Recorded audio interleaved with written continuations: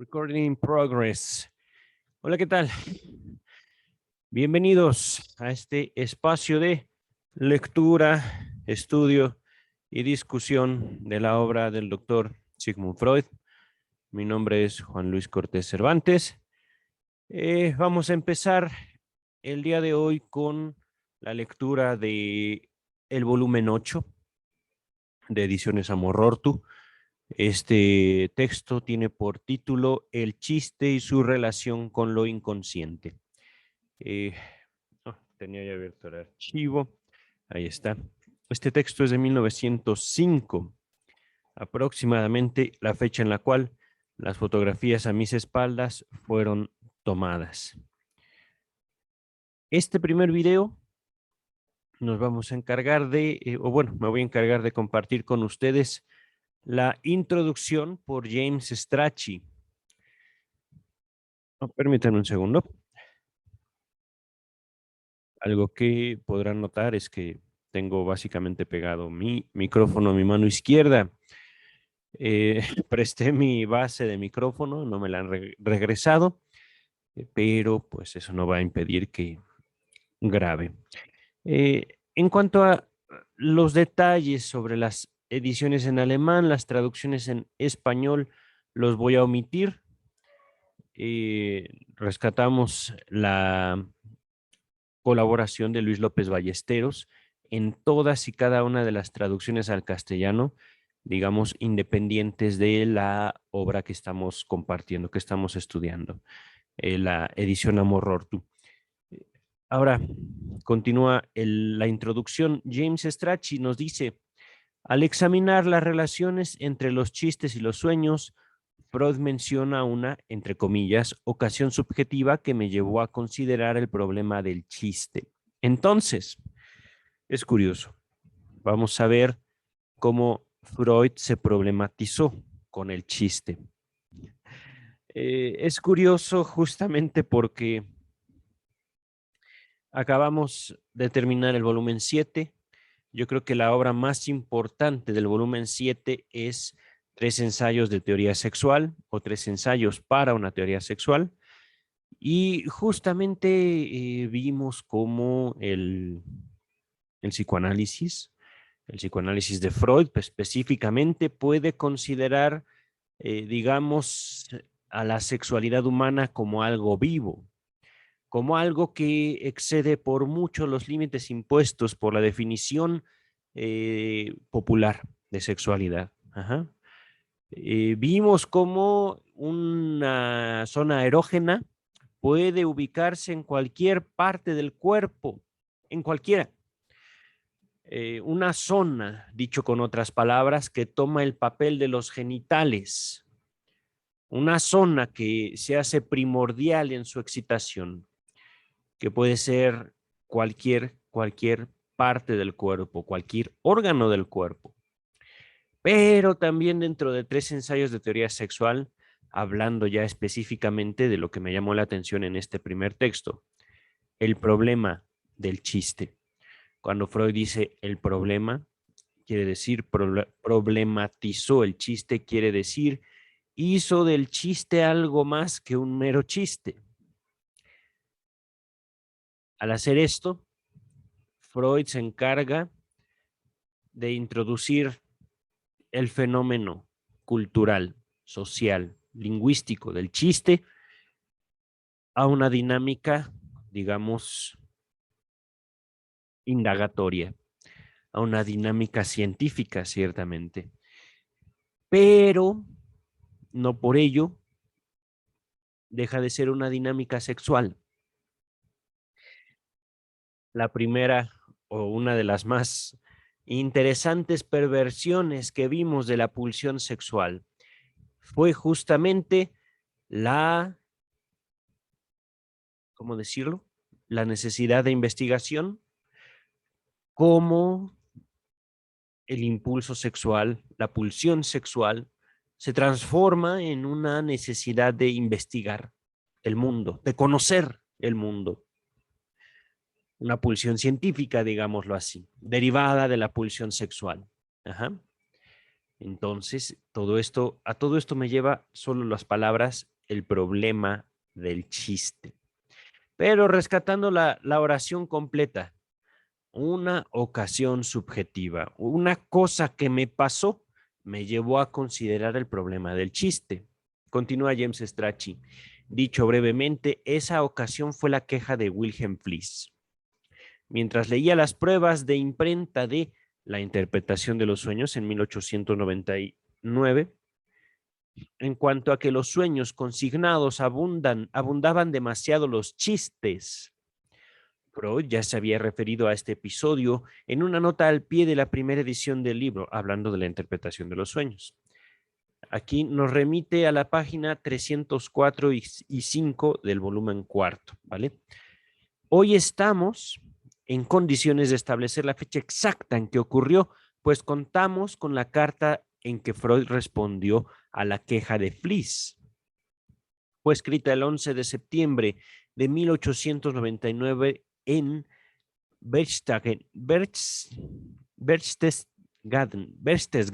disculpen mi alemán, donde daba los toques finales a la obra, y en ella Freud le anuncia que tratará de añadir una explicación acerca de la curiosa presencia en los sueños de lo que semejan ser chistes. Aquí nos remite a la carta 118. No recuerdo que esté en el volumen primero. Vamos a continuar. Sin duda, este episodio llevó a Freud a prestar mayor atención al tema, pero probablemente no fue el origen de su interés por él. Hay amplias pruebas de que venía meditándolo desde varios años atrás. Lo muestra el propio hecho de que tuviera pronta una respuesta para la crítica de Fliess, y lo confirma la referencia al mecanismo de los efectos, entre comillas, cómicos, que aparecen más adelante en la interpretación de los sueños. Aquí James Strachey nos manda al volumen 5, página 594. Y anticipa, es decir, anticipa Freud, uno de los puntos principales del capítulo final de la presente obra. Ahora bien, como era inevitable, pronto comenzó Freud su íntima investigación de los sueños. Le resultó llamativa la frecuencia con que estructuras similares a las de los chistes aparecían figuradas en ellos o en las asociaciones a que daban lugar. La interpretación de los sueños está lleno de ejemplos en tal sentido, aunque quizá el más antiguo registrado sea el sueño, entre comillas, ingenioso de Casil M. Casil M fue, si mal no recuerdo, una conocida de Freud o una paciente. Continúa el texto, sobre el cual informa una nota al pie del historial de Elizabeth von R. en Estudios sobre la histeria. Volumen 2, página 194. ¿Vale? Esto de la edición Amor-Rorty, toda la interpretación de los sueños, todos los estudios sobre la histeria ya están en este canal. Les voy a dejar al final de este video un link con estos videos específicos, ¿vale? Continúa el texto. Con independencia de los sueños, ciertos datos indican el temprano interés de Freud por los chistes. En una carta del 12 de junio de 1897, la carta 65, nos dice entre paréntesis, tras relatar a Fliess un chiste sobre dos Schnorrer, le dice, antes de continuar, con respecto a la palabra Schnorrer, viene un asterisco que dice, véase la nota de la traducción castellana, página 54. Bueno, no nos vamos a remitir a eso. Seguramente este Schnorrer será una palabra inventada, ¿eh? No estoy seguro que tenga una traducción del alemán. Pero bueno, tras relatar a Fliess un chiste sobre dos Schnorrer, no sé qué sea Schnorrer, le dice Freud a Fliess. Te confesaré que en los últimos tiempos he estado reuniendo una serie de anécdotas judías de profunda significación, es decir, importancia, ¿vale? Meses más tarde, el 21 de septiembre, le narra otra historia judía, entre comillas, de mi colección, es decir, de la colección de Freud. Aquí nos remite la carta 69. Varias otras aparecen en la correspondencia con Fliess y la interpretación de los sueños. Véase en particular su comentario acerca de estas anécdotas en el volumen 4, página 209. Por supuesto, de esa recopilación extrajo los numerosos ejemplos sobre los cuales se basaron en tan amplia medida sus doctrinas. Otra influencia de cierta importancia en Freud por esa época fue la de Theodor Lipps, otro investigador. Aquí nos dice entre paréntesis, nació en 1851 y murió en 1914. Fue profesor de Múnich, que escribió sobre psicología y estética y a quien se le atribuye haber acuñado el término, entre comillas, Einfühlung, Einfühlung, que se traduce al español como empatía. Probablemente despertó el interés de Freud por Lipps el trabajo sobre lo inconsciente que este último leyó en un congreso de psicología en 1897 y que dio pie a una larga discusión en el último capítulo de la interpretación de los sueños. Véase páginas 599 y siguientes. Las cartas de Fliess nos anotician de que en agosto y septiembre de 1898 Freud estaba leyendo un libro anterior de Lipps. Miren, ya el traductor me evita la pena de leerlo en alemán. Los hechos fundamentales de la vida anímica, 1883. Y de nuevo le impresionaron en esta oportunidad sus acotaciones sobre lo inconsciente. Véanse las cartas 94, 95 y 97. Sobre ese mismo año apareció otro libro de Lipps, esta vez acerca de un tema más específico, lo cómico y el humor. Le sirvió de estímulo, como nos dice a comienzos del presente estudio, para embarcarse en él. Mira, es decir, una inspiración de Freud, el doctor Theodor Lipps, con doble P. Lips, como labios. En inglés, claro está. Pero bueno, vamos a continuar. Fue en el terreno así abonado que cayó la semilla del comentario crítico de Fliess, aunque debieron transcurrir todavía varios años antes de que diera fruto.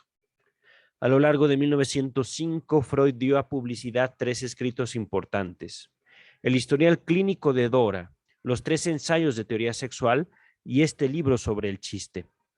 En los 2 últimos mencionados trabajó de manera simultánea. Ernest Jones, en 1955, nos dice que tenía los 2 manuscritos en mesas contiguas y según su talante del momento escribía en uno u otro. Fueron publicados casi al mismo tiempo, no se sabe con total certeza cuál de ellos primero. En el código del editor, 3 ensayos llevaban la cifra 1124. El chiste, esto se destaca, el chiste y su relación con lo inconsciente, la cifra 1128. Pero según Jones, esta última era, entre comillas, errónea, lo cual implicaría que el orden de aparición fue el inverso. Antes de continuar aquí con respecto a la observación de Jones, de que la cifra era errónea, la del chiste, dice la nota a pie de página número 1. En una comunicación privada, Jones atribuyó esta afirmación al propio Freud. Mira, continúa el texto. No obstante, en el mismo pasaje, Jones afirma categóricamente que el chiste, es decir, el libro que vamos a estudiar, entre comillas, apareció inmediatamente después que el otro libro, los 3 ensayos, ¿vale? La fecha de publicación tiene que haber sido anterior a los comienzos de junio, ya que el día cuarto de ese mes, junio, salió una larga reseña favorable en el periódico vienés Die Zeit. La historia ulterior del libro fue muy distinta que la de los otros trabajos fundamentales de este periodo. Tanto la interpretación de los sueños como la psicopatología de la vida cotidiana en los 3 ensayos fueron ampliados y corregidos en las sucesivas ediciones a punto tal de tornar casi irreconocible lo que en ellos había en la edición original. En cambio, al libro sobre el chiste se le hicieron una media docena de pequeños agregados en la segunda edición, y de allí en adelante no hubo ninguna otra modificación. Es posible que esto se vincule con el hecho de que el presente libro ocupa, en cierto modo, un lugar aparte del resto de los escritos de Freud. Así parece haber opinado él mismo, es decir, Freud mismo. Ajá. Hay en sus demás obras comparativamente pocas referencias a el chiste, ¿vale? En las conferencias de introducción al psicoanálisis publicadas entre 1916 y 1917, sostiene que, entre comillas, me distrajo un poco de mi camino. Está en el volumen 15, página 215, esta declaración. Y en la presentación autobiográfica, volumen 20, página 61, afirma en tono levemente peyorativo que fue una, entre comillas, digresión respecto de su obra sobre los sueños. Digresión podríamos entenderlo justamente como un regreso, como un pequeño error, podríamos decirlo. No, es que no tiene la connotación de equívoco. Digresión. No tengo abierto eh, mi navegador, se me va a hacer más fácil buscarlo en mi celular. ¿Qué es digresión? Digresión. Hecho de apartarse de un relato, discurso o exposición del asunto principal para tratar de algo que surge relacionado con él. Un pequeño desvío, entonces.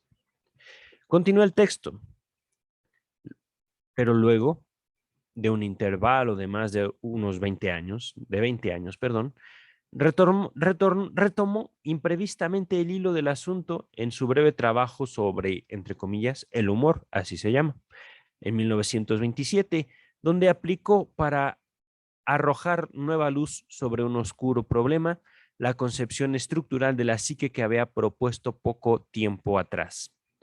Ernest Jones dice que de todas las obras de Freud, esta es la menos conocida, lo cual es sin duda válido y nada tiene de sorprendente para las personas que no leen en alemán. Viene una frase, me parece que es italiana, traduttore traditore. No sé qué quiera decir, a ver un segundito. Oh, no, no tengo idea de qué quiere decir. Vamos a ver. Voy abriendo mi navegador. Eh, Mientras el navegador abre, voy a continuar con la lectura. Esta frase, uno de los chistes que Freud analiza en la página 34, podrá con propiedad figurar como lema en la portada del presente volumen. Muchas de las obras de Freud plantean graves dificultades al traductor, pero este es un caso especial. Aquí, como en la interpretación de los sueños y en psicopatología de la vida cotidiana, quizás en mayor medida, nos enfrentamos con un gran número de ejemplos en que hay en juego palabras intraducibles. Hay un juego de palabras intraducible, perdón. Y como en los otros casos, todo cuanto podemos hacer es explicar la política. Oh, bastante inflexible que hemos adoptado en esta edición. Aquí viene un asterisco que nos dice, caray, las siguientes consideraciones de la edición inglesa valen también para la presente versión castellana. Me llama la atención que al parecer me he saltado dos notas a pie de página.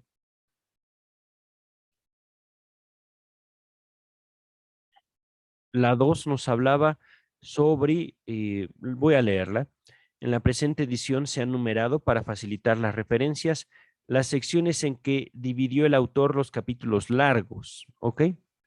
Bueno, entonces van a ser capítulos cortos, afortunadamente. Y la nota número 3 la estoy busque y busque, no la veo por ningún lado. En el texto que ya he compartido con ustedes, aquí está.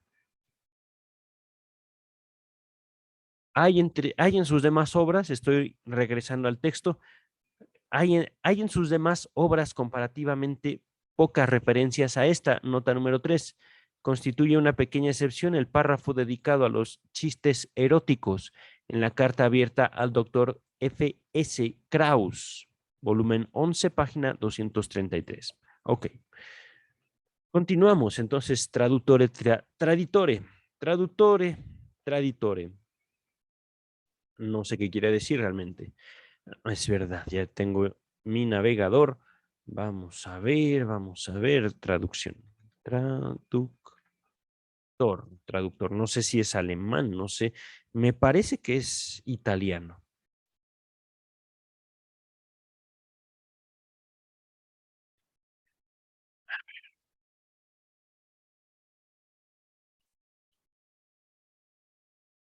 Del italiano.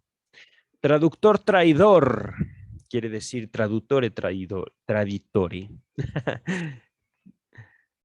Vamos a ver. ¿En qué me quedé? Aquí está.